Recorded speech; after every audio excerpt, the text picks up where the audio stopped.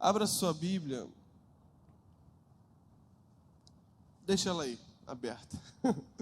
Amém. Irmãos, eu passei a tarde meditando ali. Não sei se vai dar para falar tudo, mas eu vou falando até onde der. A verdade é que você crê na palavra de Deus? A Bíblia é a palavra de Deus? Se puder trazer uma água aqui para mim. Essa água está boa? Vou beber essa água aqui.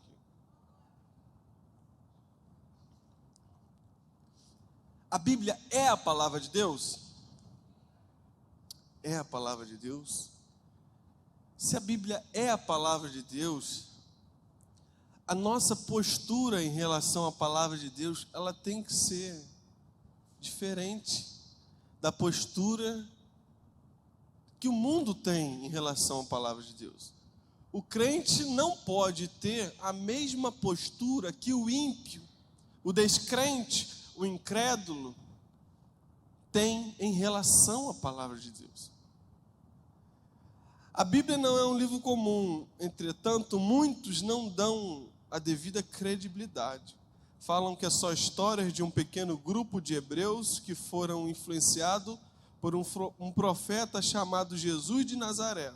Ao longo da história foram muitas tentativas para se desacreditar a Bíblia.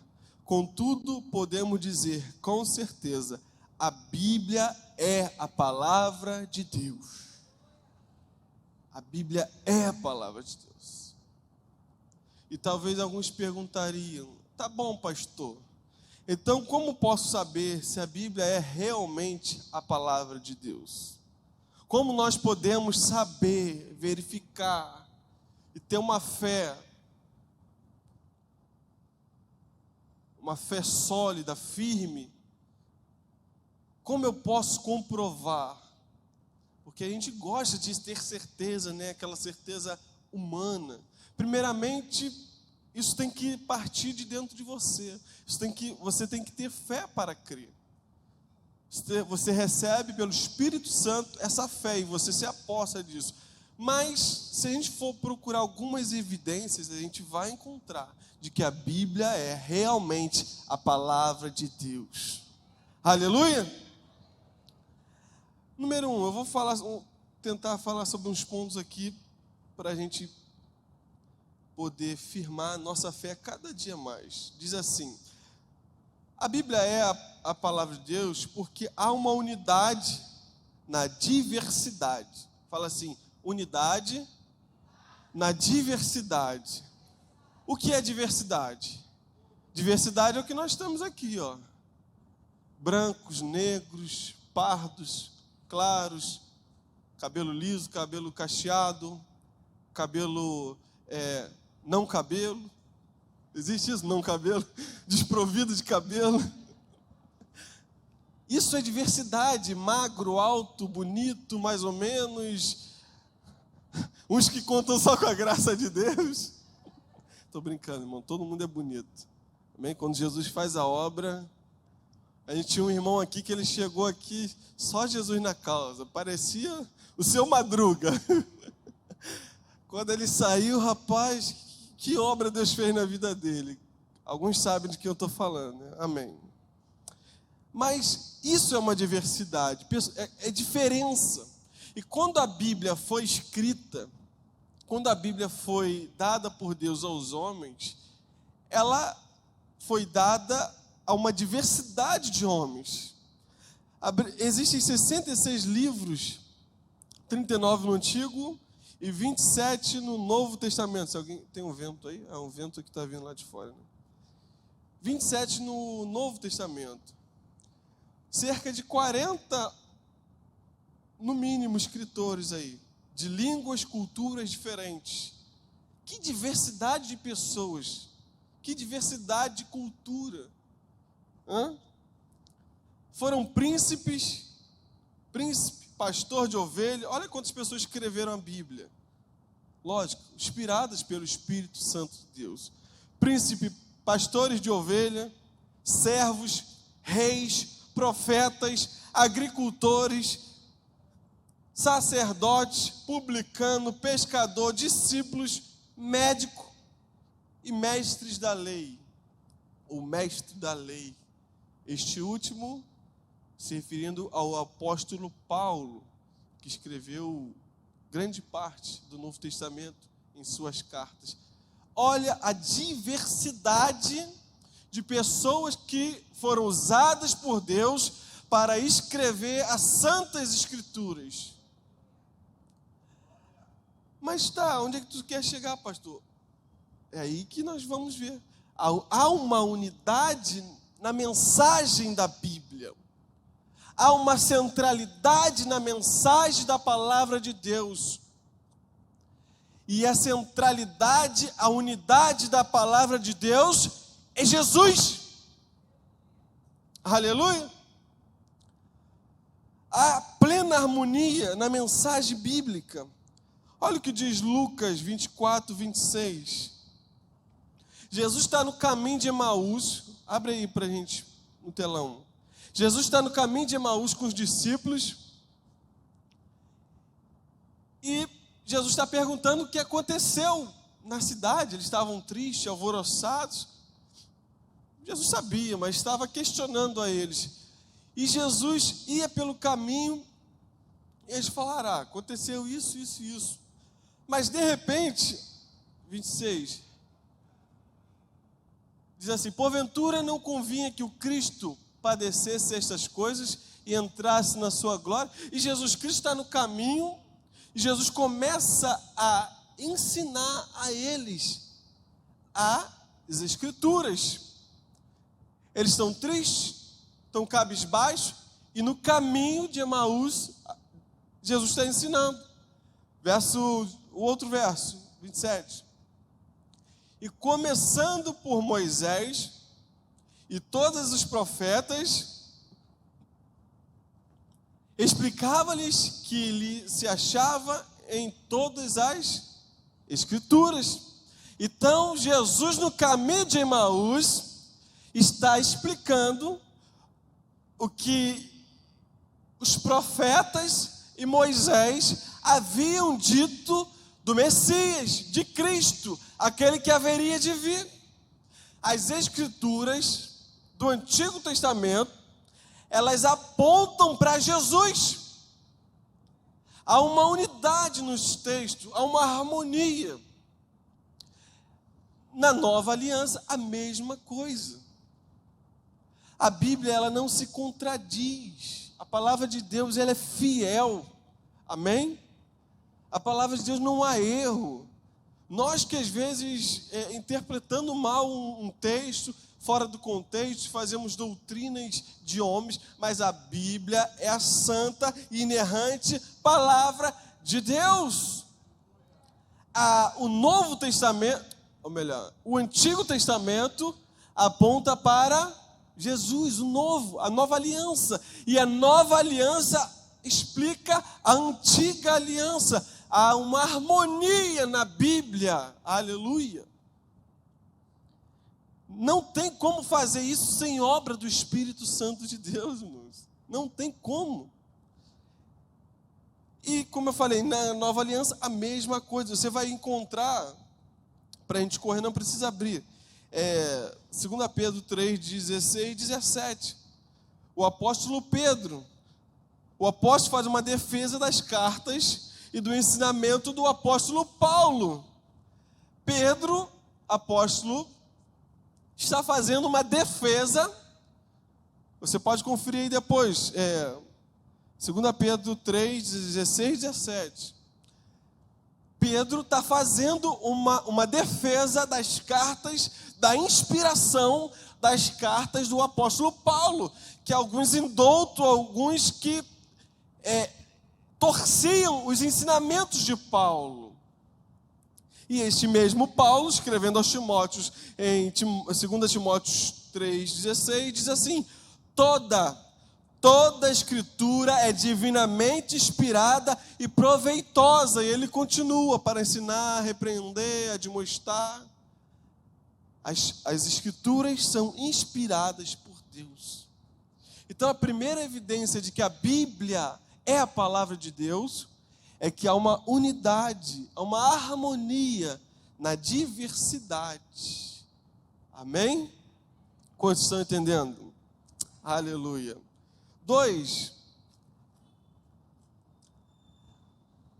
As profecias da palavra se cumpriram, estão se cumprindo e vão se cumprir. Aleluia! Aleluia!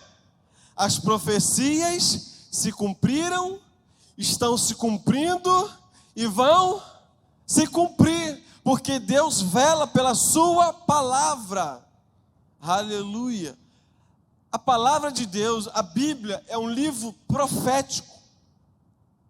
Fala assim, a palavra é um livro profético. De Gênesis a Apocalipse, o que você vai ver é profecias.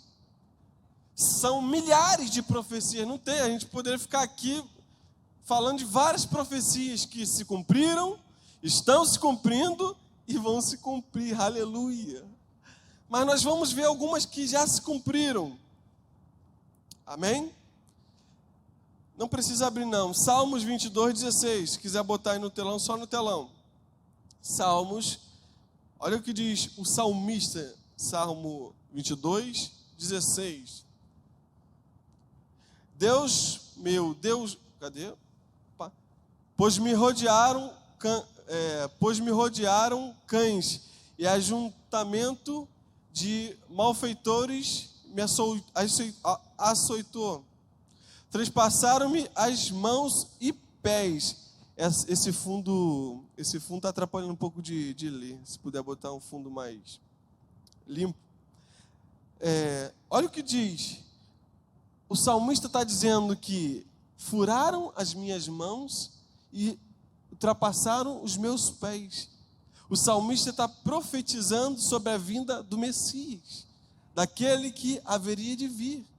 Davi profetizou em vários salmos também. Não sei se esse salmo é o de Davi, eu não pesquisei. Mas ele está dizendo que ultrapassaram minhas mãos, os meus pés.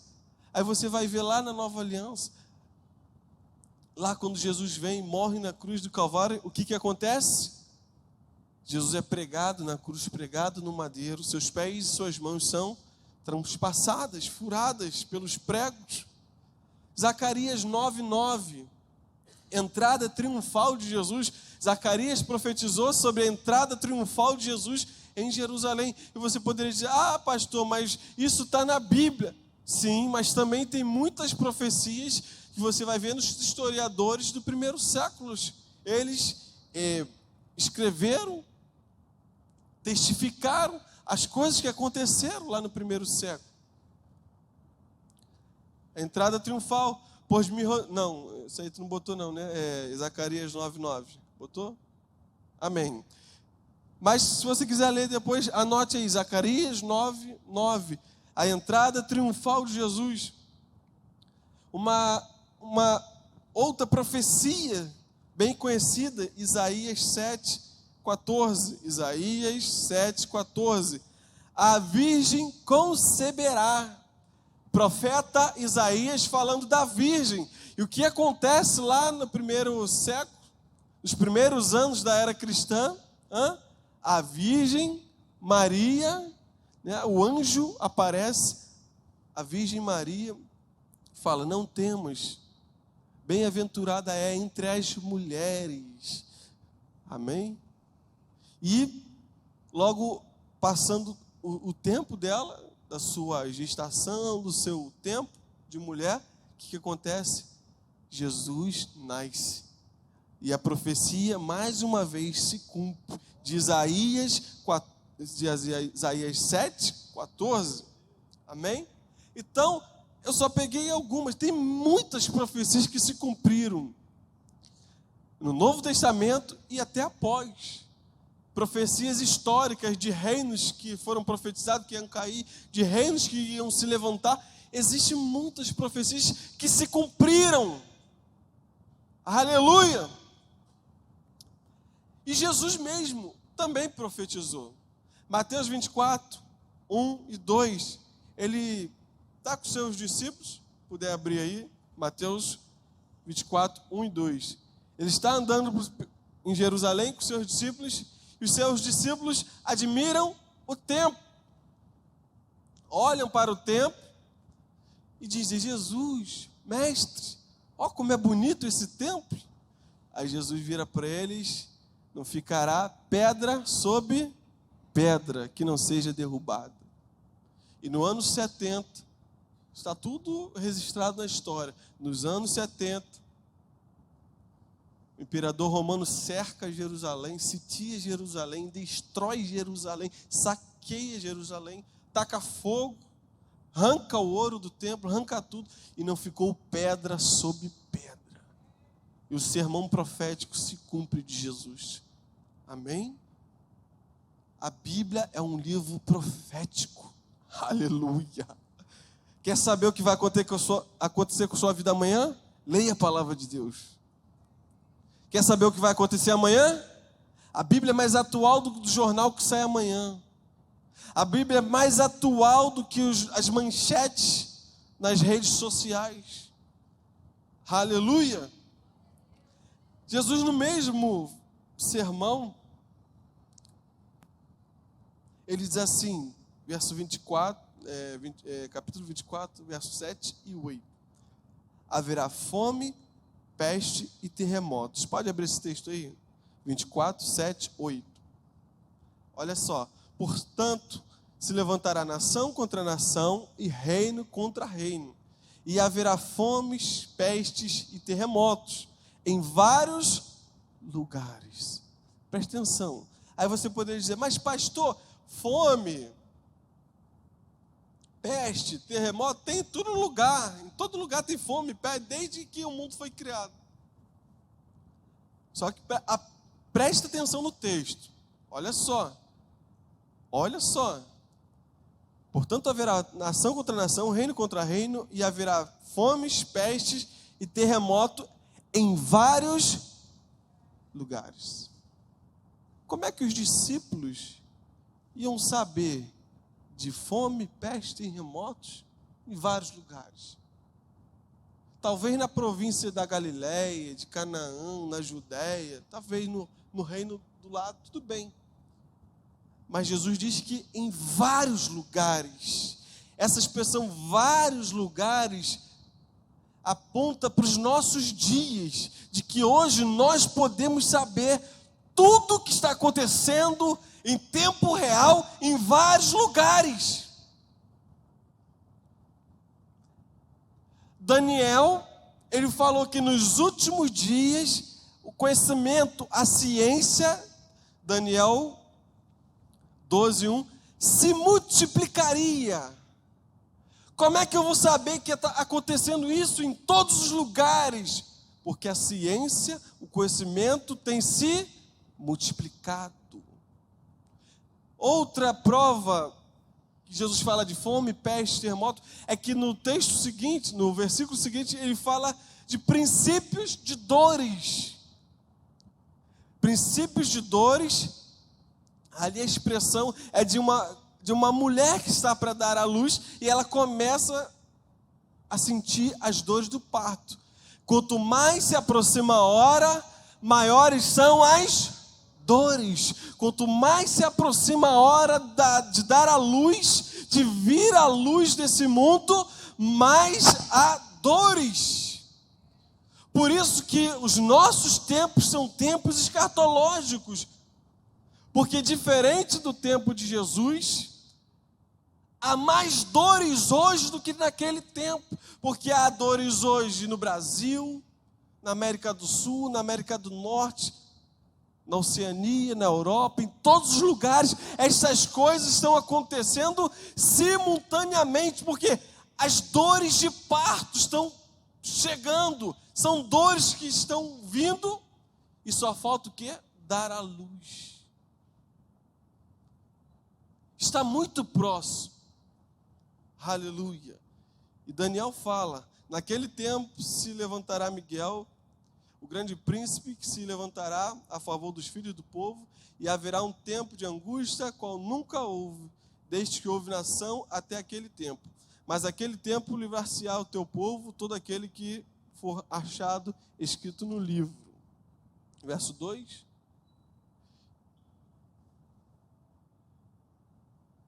Não é esse texto aí não, mas amém. Mas Daniel fala lá no capítulo 12, que a ciência se multiplicará. Irmãos, eu tenho estudado ciência, tecnologia, eu tenho ficado assustado com o que tem acontecido. Quantos já ouviram falar de 5G? Nós achamos que temos a internet rápida, né? 4G, se você pegar uma internet legal, se estiver perto da rede, você acha que é rápido. Imagine o 5G, que vai ser 10 a 20 vezes mais rápido do que a internet que você tem hoje. Quando já tiveram aquele problema de querer ver um filme em casa, Netflix, YouTube, aí ficar aquele negocinho assim, ó, carregando. Vai acabar isso, irmãos. O 5G vai proporcionar cirurgias remotas, carros autônomos, controlados por robôs, por tecnologias. O 5G vai vir para revolução. Você acha que a gente já está vivendo uma revolução?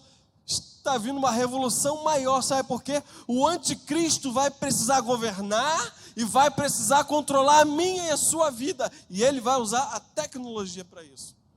Venha no dia 20, você vai ouvir um pouco sobre isso. Seminário de Escatologia, sábado que vem. Já ouviu falar em nanotecnologia? Já ouviu falar em computadores quânticos?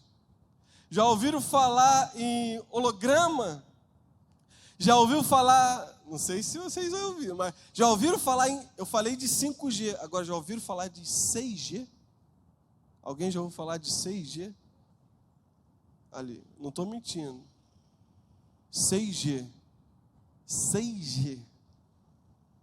Se você acha que o 5G vai ser rápido, como eu falei, o 6G vai preparar o terreno todinho para o anticristo. Não sei se esse 6 tem a ver com o número do homem, que Apocalipse fala, que quem lê entenda que o número da besta é 666. Não sei se tem a ver, mas está vindo o 6G e eles estão estudando para ser implementado até 2030. E 2030 tem uma tal de agenda da ONU. Se vocês quiserem pesquisar e estudar mais sobre isso, irmãos, está tudo se cumprindo, aleluia. Você não precisa ficar assustado não, é para ficar alegre. Alegrai-vos que está perto a vossa redenção, aleluia. Você tem que ficar feliz que Jesus está voltando, aleluia.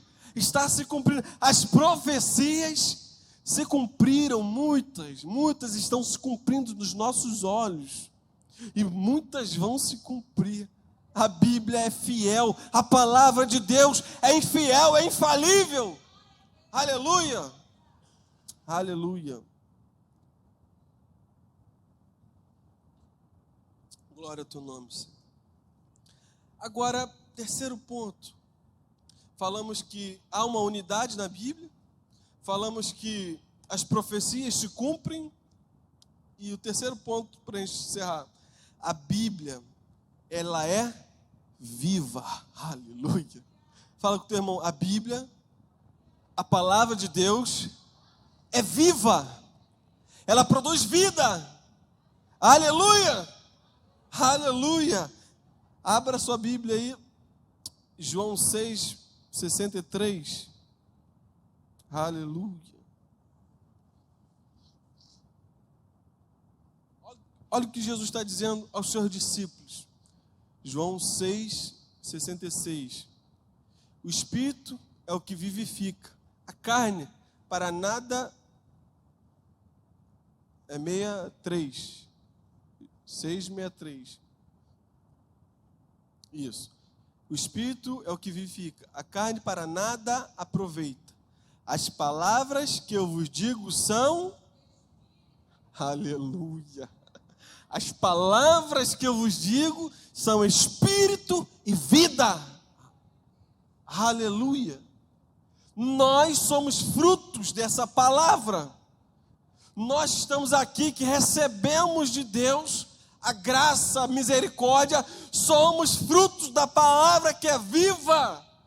E ela entrou nos nossos corações e ela fez morada. E ela nos transformou e está nos transformando a cada dia a imagem perfeita de Cristo. A palavra é viva. Quantos são frutos dessa palavra? Quantos tiveram suas vidas transformadas? Estavam no império das trevas e do mal, hoje habitam no império, no reino do Senhor Jesus. Aleluia, aleluia. Jesus está dizendo, a minha palavra é viva, viva e eficaz. Hebreus 4:12, aqui é o apóstolo Paulo falando do ensinamento que ele recebeu do próprio Senhor Jesus Cristo. Ele aprendeu com a própria palavra. Jesus é a palavra. No princípio era o verbo, e o verbo era Deus, e o verbo estava com Deus. E o verbo se fez carne e habitou entre nós, e vimos a sua glória. Aleluia. Porque a palavra de Deus, ela é viva. Aleluia. Lê aí. Porque a palavra de Deus é viva e eficaz. Cadê o Gabriel? Chama o Gabriel aí. Porque a palavra de Deus é viva e eficaz, mais penetrante do que espada de 2 gumes, e apta e penetra até a divisão da alma e do espírito, das juntas e medulas, é apta para discernir pensamentos e intenções do coração. Irmãos, a palavra de Deus, quando vem no nosso coração, é como espada, ela vai na alma, ela vai no espírito, e não tem quem a resista, porque é o Espírito Santo trabalhando. O apóstolo Paulo vai dizer, eu não me envergonho do Evangelho, porque o Evangelho é o poder que entra, que transforma, que salva o pecador, que tira do lamaçal do pecado, transforma a mente. Aleluia, a palavra é viva, a palavra é isso que nós estamos vivendo, a palavra é liberada, e os corações se rendem na presença do Senhor. Aleluia, porque nós não aguentamos. A palavra, ela penetra no mais íntimo do nosso ser, ela fala lá dentro. Aleluia, essa é a palavra de Deus, ela é viva, não é uma palavra morta. Aqueles que abrem a palavra de Deus e pedem a inspiração do Espírito Santo e falam com Deus, o Senhor fala. O Senhor fala nos corações. Aleluia, a palavra é viva. Aleluia. Precisamos urgentemente da palavra de Deus. Precisamos urgentemente da palavra que sai da boca de Deus. Aleluia. Olha, abra agora. Aleluia. Deus está aqui. Oh, Jesus, convence-nos do pecado, da justiça, do juízo. Oh, penetra nos nossos corações, quebra os nossos corações de pedra. Nosso coração é de pedra, Jesus. Quebra, faz de novo. Abre em Isaías não, Ezequiel 37. Aleluia. A palavra é viva. Meu irmão, só sai hoje daqui do jeito que entrou, se você quiser. Que Deus está aqui, Jesus está aqui. Jesus está aqui, Espírito Santo. Ezequiel 37:4. Então me disse, profetiza sobre estes ossos e diz-lhe, ossos secos, ouvi a palavra do Senhor. Aleluia. Ossos secos, ouvi a palavra do Senhor. Ezequiel é levado em espírito ao vale de ossos secos. E Deus pergunta a ele, poderão viver esses ossos? Poderão viver isso aí que está tudo morto? Pode viver isso? Pode dar vida aí onde não tem nada? Aí Ezequiel fala: Senhor, tu sabes. Senhor, tu sabes de tudo. Tu sabes. Sabe por que Ezequiel falou isso? Porque ele sabia que Deus tinha poder. Alguns vão dizer que no original está escrito: Senhor, se tu queres, tu podes. Nos textos mais antigos, se você quiser, você pode. É isso que Ezequiel está dizendo. Ossos secos, ouvi a palavra do Senhor. Assim diz o Senhor Jeová a esses ossos: eis que farei entrar em vós o espírito e vivereis. E porei nervos sobre vós, e farei crescer carne sobre vós, e sobre vós estenderei pele, porém em vós o espírito, e vivereis. E sabereis que eu sou o Senhor. Eu sou o Senhor que dá vida. Eu sou o Senhor que ressuscita. Eu sou o Senhor que tira do lamaçal do pecado. Eu sou o Senhor que ressuscita os sonhos, aquilo que está morto, aquilo que está paralisado, aquilo que já não tem jeito para o homem, para o Senhor há jeito. Profetiza. Ouvi a palavra do Senhor. Diante da palavra do Senhor, os mortos ressuscitam. Diante da palavra do Senhor, os ossos tomam vida, tomam forma. Diante da palavra do Senhor, o que estava morto vive, o que estava perdido se acha. Diante da palavra do Senhor, tudo pode acontecer. Jesus falou para Marta, para Maria: se creres, verás a glória do Senhor. Aleluia. Aleluia. Se creres, verás a glória do Senhor. Ah, meu irmão, você precisa crer.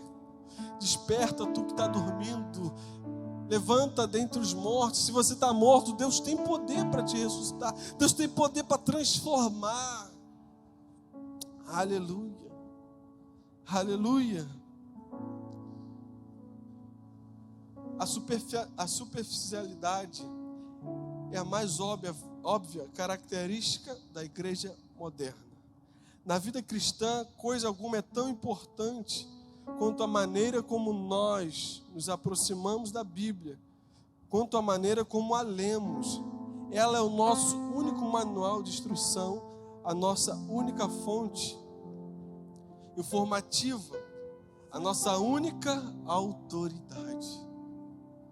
Quem está falando aqui é o Dr. Martyn Lloyd-Jones, falando sobre a palavra de Deus. A palavra de Deus. Aleluia. Nós temos que valorizar a palavra de Deus. Nós temos que valorizar a palavra de Deus. Esse doutor Martyn Lloyd-Jones, ele é um escritor do século de 1960, dos anos 60.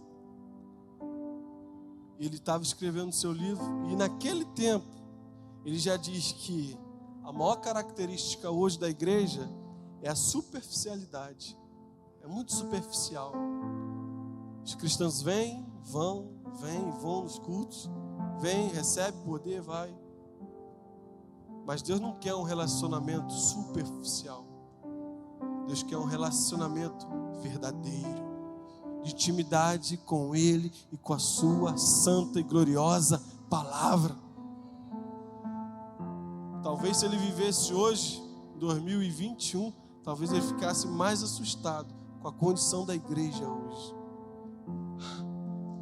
Ah, Jesus, tem misericórdia de nós. Precisamos nos voltar para a palavra de Deus. Jesus termina o Sermão do Monte, Mateus 27. Olha só que interessante. Aleluia. Vem para cá os músicos. Jennifer, vem para cá, ajuda a gente. Aleluia.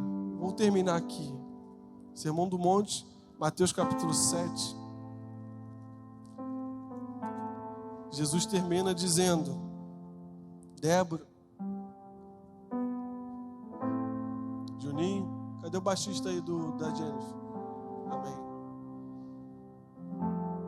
Abra aí, abra, irmãos. Tenha fome da palavra. Aleluia. Mateus 7, abriram? Mateus 7, 24.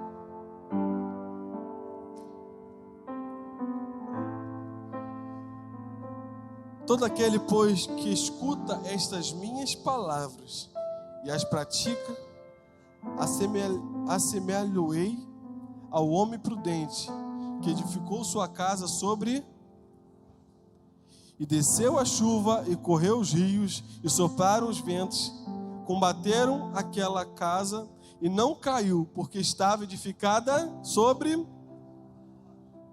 E aquele que ouve as minhas palavras, e as não cumpre, não pratica, compará-lo-ei a um homem insensato, que edificou a sua casa sobre a areia. E desceu a chuva, correu os rios, sopraram os ventos, e combateram aquela casa, e caiu, e foi grande a sua queda. Vamos ficar de pé. Jesus está dizendo, ele termina o Sermão do Monte dizendo, presta atenção, que a chuva, os ventos, as tempestades, elas vão vir para as duas casas. O vento vai vir para a casa que está na rocha, e o vento vai vir para a casa que está na areia, edificada na areia. A chuva vai vir para aqueles que estão fundamentados na rocha, mas vão vir também para aqueles que estão fundamentados na areia. Qual é a diferença? É que sopraram os ventos, veio a chuva, aqueles que estavam edificados sobre a rocha resistiram, permaneceram firmes. Mas aqueles que não estavam edificados na rocha, veio o vento, veio a chuva, veio a tempestade, e eles sucumbiram. Aleluia. Está vendo a importância que Jesus está dando à palavra? Jesus está nos ensinando que aqueles que estão firmados na minha palavra, na rocha, aqueles que guardam a palavra e a praticam, esses pode vir vento, pode vir tempestade, pode vir pandemia, pode vir desemprego, pode vir dificuldades que for, pode vir o que for, vai permanecer fiel. Se você está na palavra, se você medita, se você guarda a palavra, se você está firme na rocha, pode vir a luta que vier, você vai ficar firme na rocha, você não vai desistir, você não vai cair, Deus vai te sustentar. Mas a diferença está entre aquele que está na rocha e aquele que não está na rocha. Aleluia, aleluia. Feche seus olhos, vamos orar. Feche seus olhos, vamos orar. Aleluia.